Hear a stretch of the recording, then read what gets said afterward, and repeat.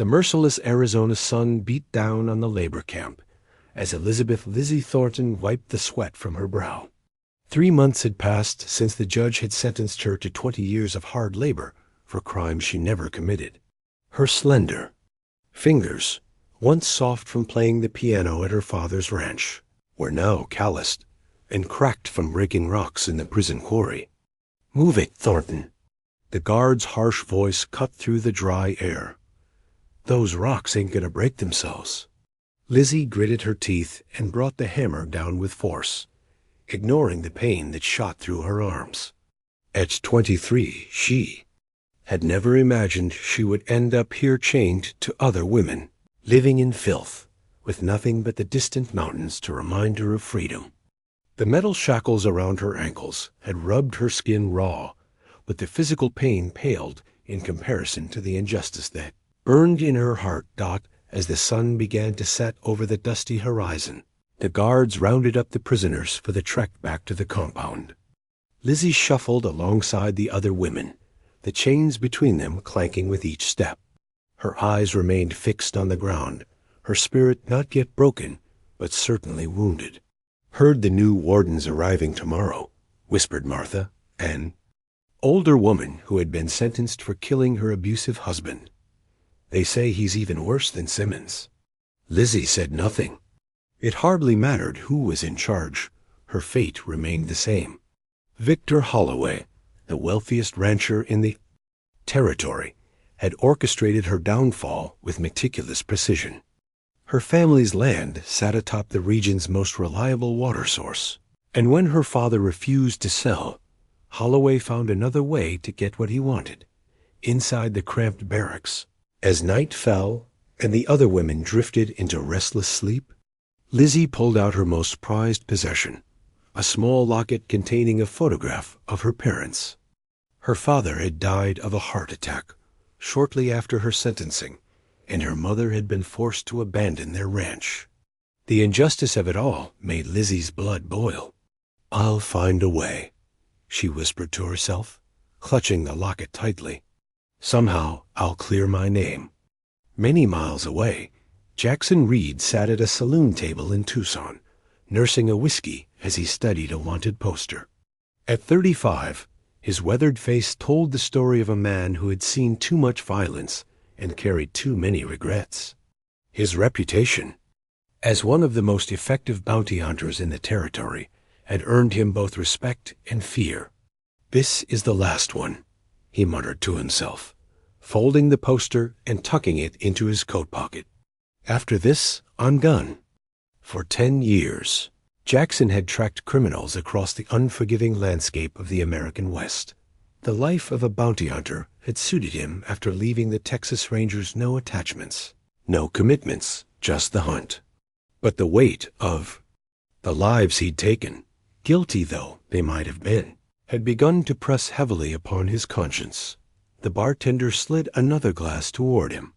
"Heard you're looking for the Carroll brothers." Jackson nodded. "Seen them? Passed through 2 days ago. Headed toward Prescott, last I heard." The bartender leaned closer. "Careful with them, Reed. They're desperate men." "Aren't we all?" Jackson replied, dropping coins on the counter before standing to leave. Outside, he mounted his horse, a sturdy buckskin named Thunder, and checked his Winchester rifle. The night was clear, stars scattered across the vast sky like diamonds on black velvet. As he rode out of town, Jackson couldn't shake the feeling that this final hunt would be different. Somehow the next morning found him riding through a narrow canyon, following tracks that matched the Carroll brothers' horses. The trail led him to an abandoned mining camp, where he dismounted and approached cautiously, his experienced eyes scanning for any sign of movement. Behind a dilapidated shack, he discovered a freshly dug grave. Kneeling beside it, Jackson noticed a torn piece of paper partially buried in the loose soil. He carefully extracted it a letter addressed to someone named Victor Holloway, mentioning payment for taking care of the Thornton situation and ensuring the girl takes the blame. Jackson frowned, pocketing the letter. It had nothing to do with his current job, but something about it bothered him. He'd heard talk about a young woman convicted of murder and theft who maintained her innocence, despite overwhelming evidence.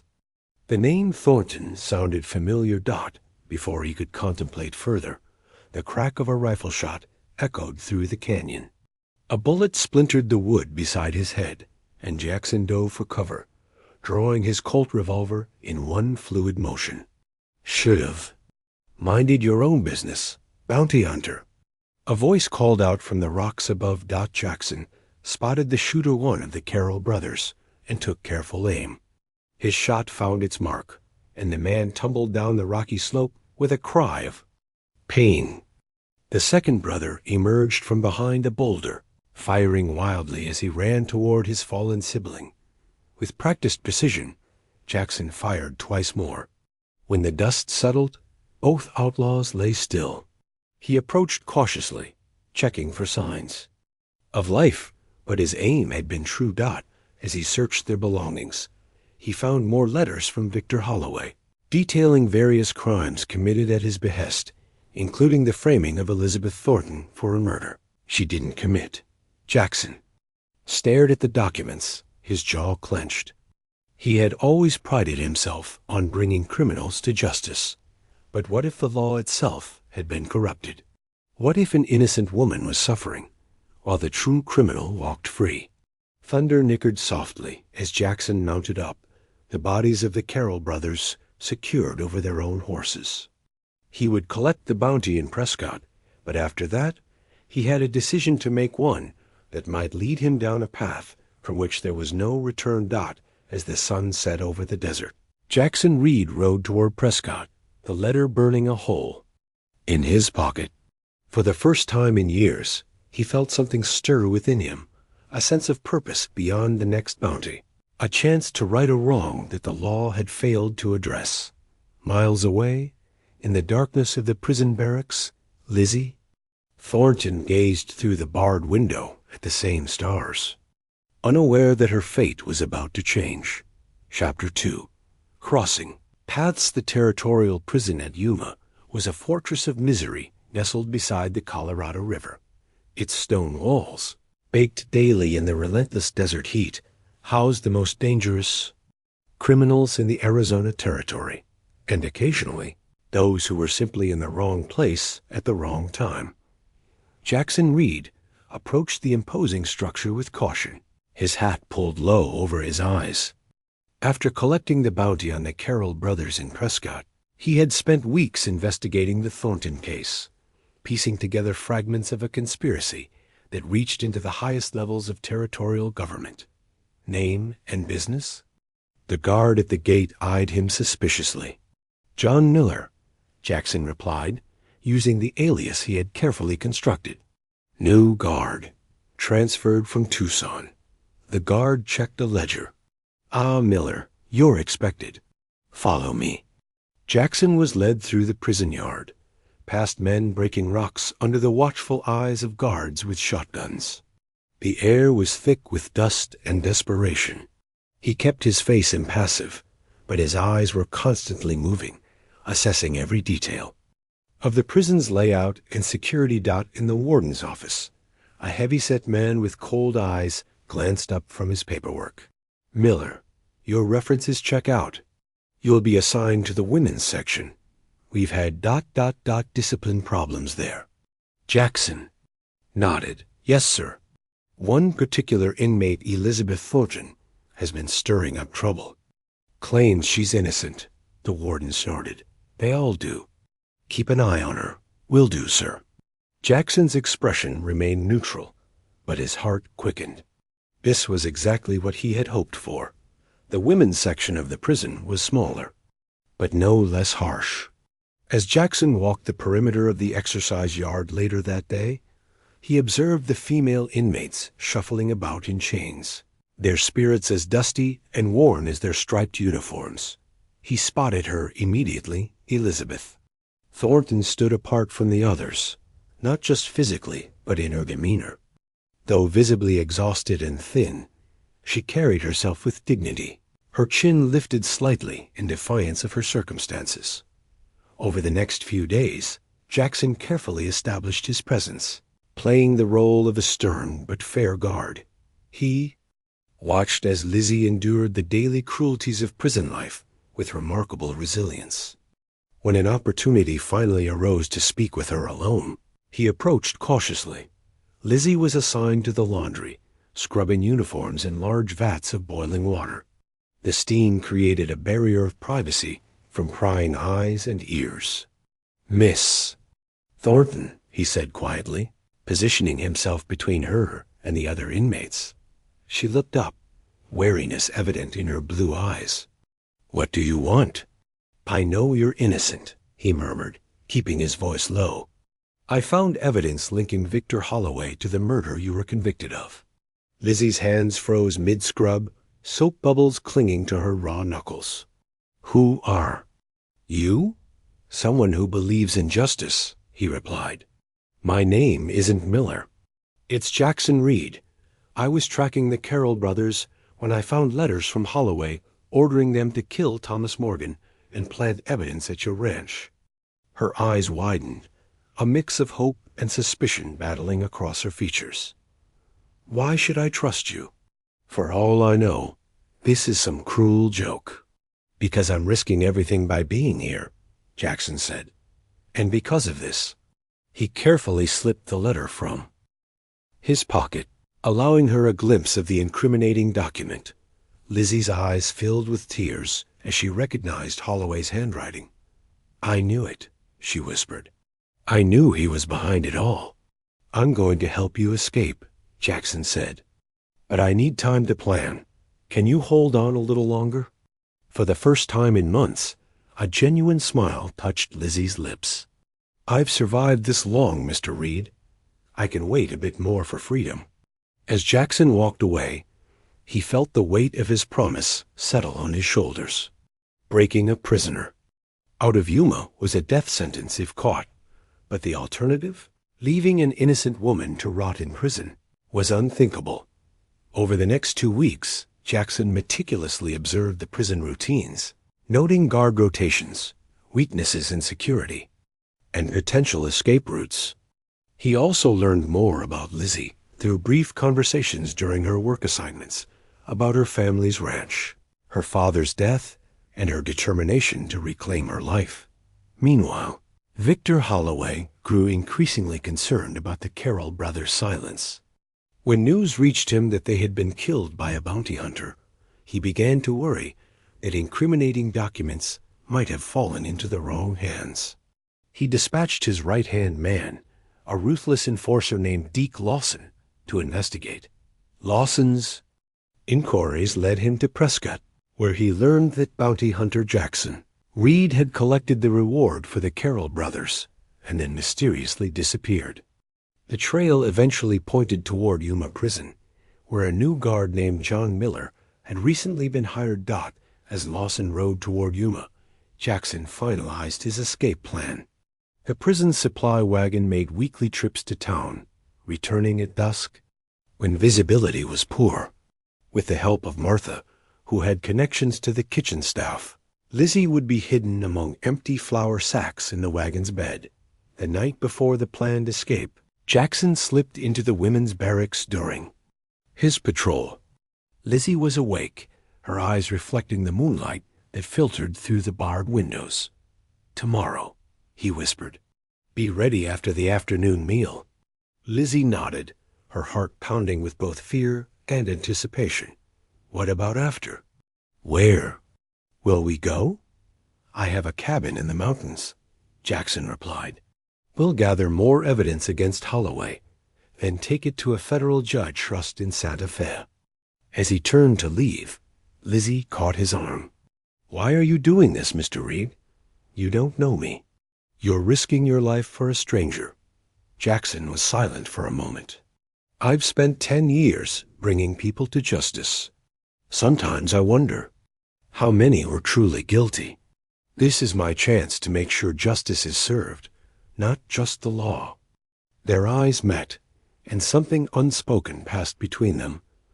a connection forged in the crucible of adversity, a shared understanding that transcended their brief acquaintance. The next day dawned hot and clear, the sun climbing relentlessly in the cloudless sky.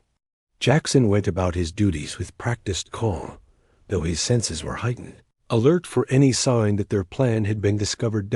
As fate would have it, Deke Lawson rode into Yuma that very morning. After a brief conversation with the warden, he requested a tour of the prison. Particularly interested, he said, in seeing the infamous Elizabeth Thornton. From his position in the guard tower, Jackson watched as Lawson was escorted across the yard. His blood ran cold when he recognized the man as Holloway's enforcer. If Lawson identified him, everything would fall apart. The clock was ticking, and suddenly their carefully laid plan seemed fragile as spun glass. Jackson gripped his rifle tightly, his mind racing. The escape attempt was no longer just about freeing an innocent woman. It was now a desperate race against time. Chapter 3. The price of freedom. The afternoon heat pressed down on Yuma prison like a physical weight. In the women's section, Lizzie Thornton mechanically ate her meager lunch, each bite tasting like sawdust as she mentally prepared for the escape attempt. Across the yard, Jackson Reed maintained his vigilant watch, acutely aware of Deke Lawson's presence as the enforcer conversed with the warden in the shade of the administration building. Martha slid onto the bench beside Lizzie. "Kitchen's all set," she whispered. "Flour sacks are empty and waiting in the storeroom." Lizzie nodded slightly. "Thank you, Martha. I won't forget this." The older woman smiled sadly. "Just get your life back, girl. And maybe someday tell someone. My story, too." A whistle blew, signaling the end of the meal period. Prisoners began filing back to their work assignments, and Lizzie made her way toward the laundry building. Instead of entering, however, she slipped around the corner where the kitchen's back entrance stood momentarily unguarded, just as Jackson had arranged. Inside the storeroom, Lizzie's heart pounded so loudly she feared it might give her away. She crawled into the largest flour sack, drawing her knees to her chest as Martha carefully arranged the empty sacks around her to create the illusion of a full load. Minutes stretched like hours as Lizzie waited in darkness, sweat trickling down her back. Finally, she felt movement. The sacks were being loaded onto the supply wagon. A rough voice she recognized as the drivers complained about the weight, and another voice, Jackson's, replied that he'd help load the supplies from town on the return journey. The wagon lurched forward, and Lizzie bit her lip to keep from crying out as she was jostled painfully.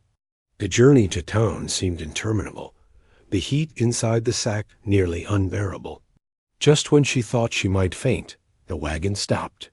"Wait for my signal," Jackson had told her. "Don't move until you hear me whistle." Through the burlap, she could hear muffled voices as supplies were unloaded at the general store. Then came the sound of the driver entering the store, and moments later, Jackson's distinctive two-note whistle.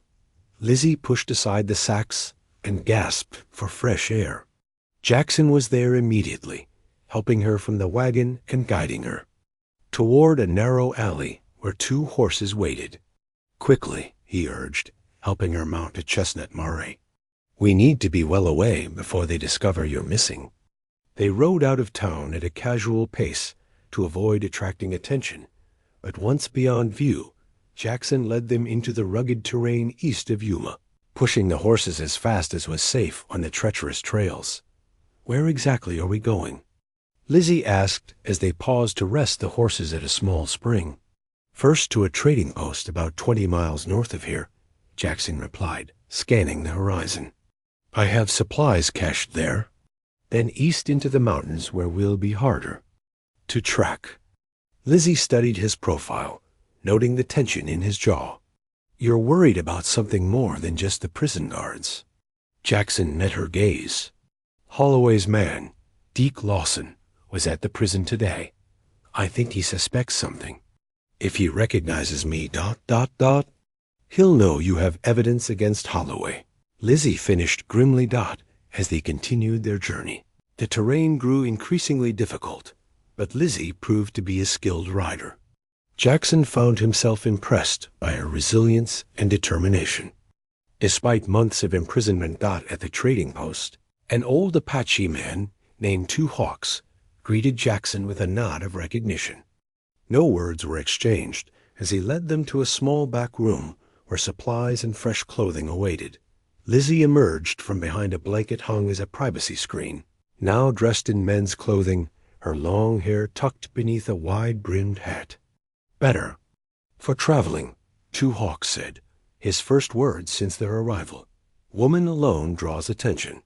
As night fell, they continued eastward under the cover of darkness. Behind them, the alarm had been raised at Yuma Prison. Guards swarmed into town, questioning everyone about the missing prisoner, while Deke Lawson conducted his own investigation, piecing together the connection between the new guard John Miller and the bounty hunter Jackson Reed. By dawn, Lizzie and Jackson had reached the foothills of the Kofa Mountains, where the increased elevation brought welcome relief from the desert heat. They made camp in a sheltered canyon beside a small stream.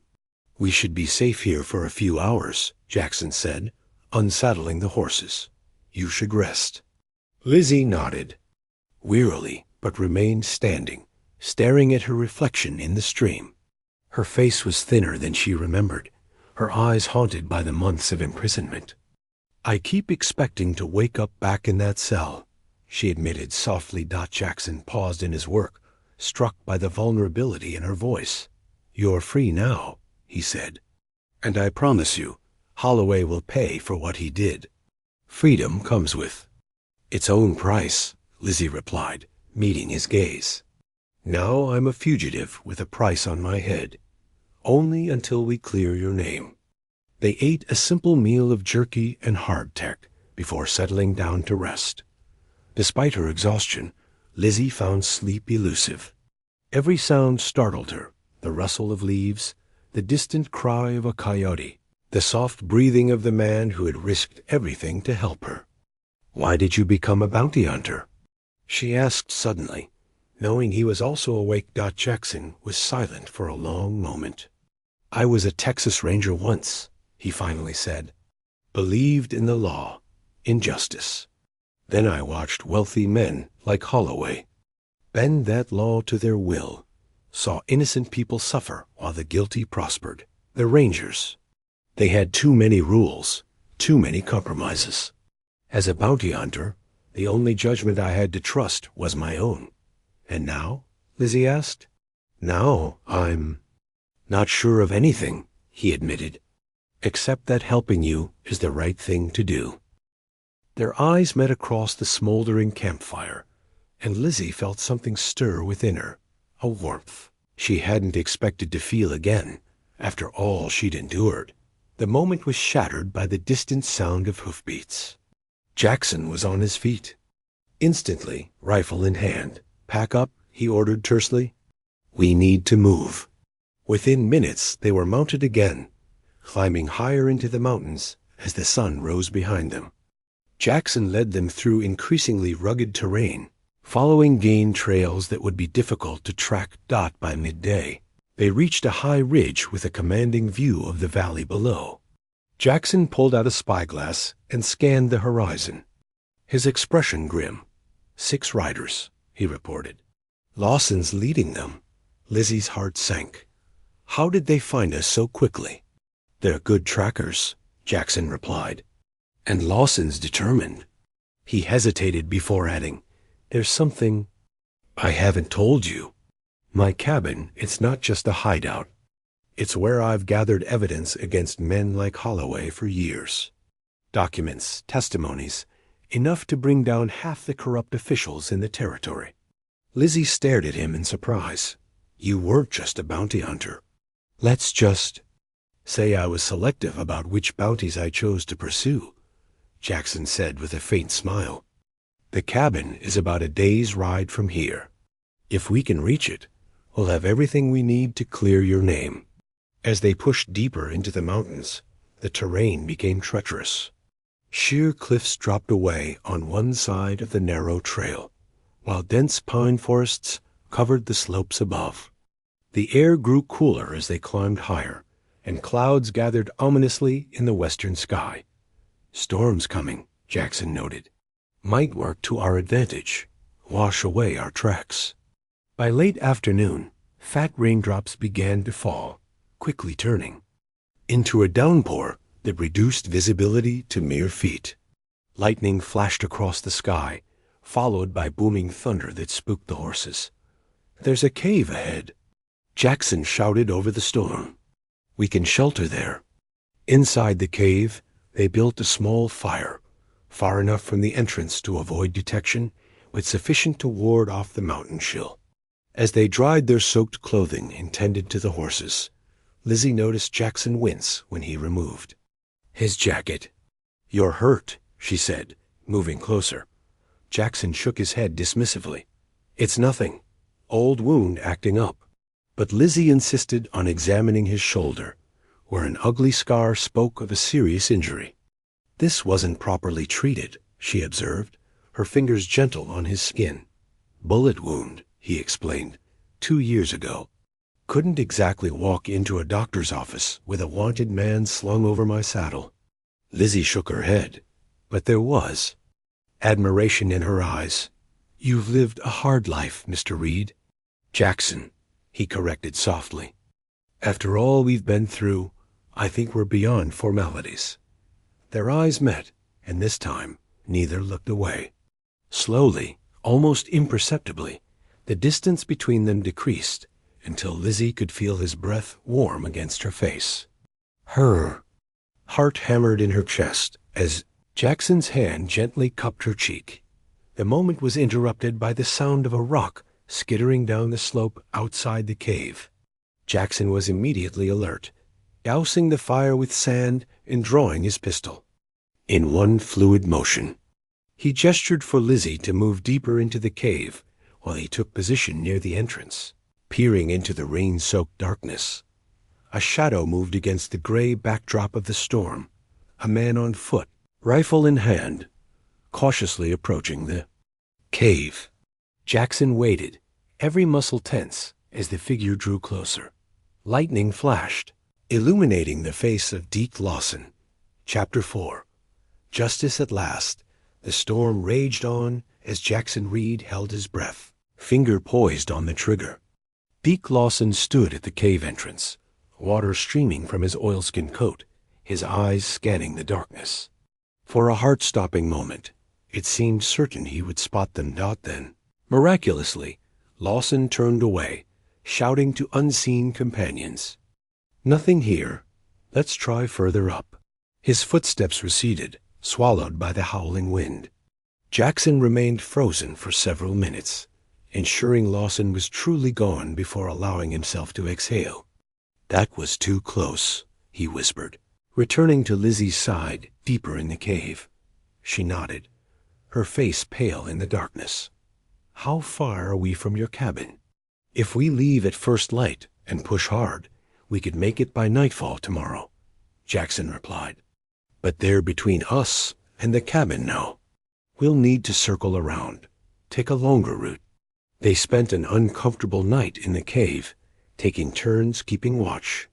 As dawn broke, the storm had passed, leaving behind a washed-out landscape of mud and debris.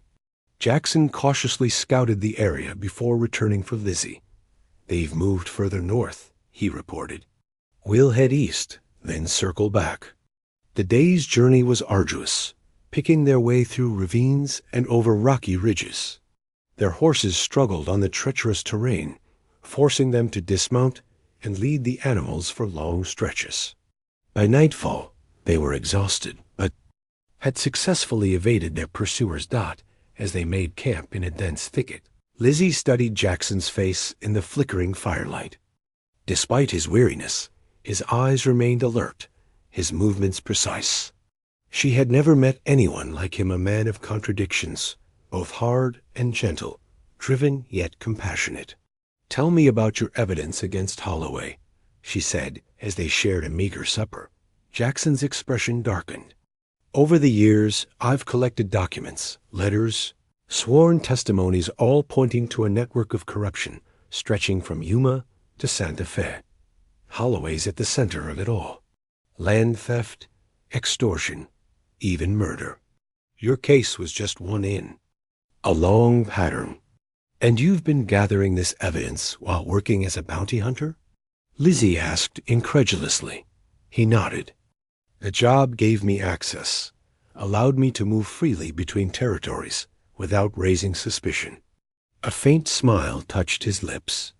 Some bounties were more valuable for the information they provided than the reward they carried. You could have taken this evidence to the authorities years ago, Lizzie observed. Why didn't you? Jackson's eyes met hers. Because I needed to be certain it would stick. Men like Holloway have friends in high places. One mistake, one premature move, and everything would disappear along with anyone involved. Lizzie considered this. And now? Now I have enough, he replied firmly. With your testimony added to what I've gathered, we can bring him down for. Good. The next morning, they set off at first light. By midday, Jackson recognized landmarks that told him they were approaching his hidden sanctuary. The terrain had changed to dense pine forest, interspersed with small meadows, the mountains, rising majestically around them. Just over that ridge, he said, pointing ahead, there's a valley beyond. The cabins built into the hillside, almost invisible, unless you know what you're looking for. As they crested the ridge, however, Jackson abruptly reined in his horse, his expression freezing. Below, in the small valley, smoke rose from the chimney of his cabin, and 3 horses were tethered outside. Lawson, he muttered. He found it. Lizzie's heart sank. How? I don't know, Jackson admitted, his mind racing. But if they're inside, they found the evidence. They retreated into the forest to formulate a plan. Night was approaching, which would give them some advantage. Jackson knew the cabin and surrounding area intimately, while Lawson and his men were on unfamiliar ground. I'll create a diversion, Jackson decided. Draw them away from the cabin? You slip in and retrieve the evidence. There's a loose floorboard under the bed. Everything important is there. Then head for the creek behind the cabin. Follow it downstream for about half a mile and wait for me. Lizzie gripped his arm. That's too dangerous. They'll kill you if they catch you. The concern in her eyes touched something deep within him. I've faced worse odds, he assured her. Though they both knew it was a lie dot, as darkness fell, they moved into position. Jackson circled around to the north side of the clearing, while Lizzie crept closer to the cabin from the south. When she was in position, Jackson fired 2 shots into the air, then quickly moved to another location and fired again. The reaction was immediate. The cabin door burst open, and Lawson emerged with 2 men, rifles ready. There! One shouted, pointing toward where the first shots had come from. Spread out. As the men moved away from the cabin, Lizzie darted forward, slipping through the door they'd left ajar. Inside, the cabin was in disarray clearly. They'd been searching for something. She moved quickly to the bed, finding and prying up the loose floorboard Jackson had described. Relief washed over her as she discovered a metal box still hidden in the space beneath.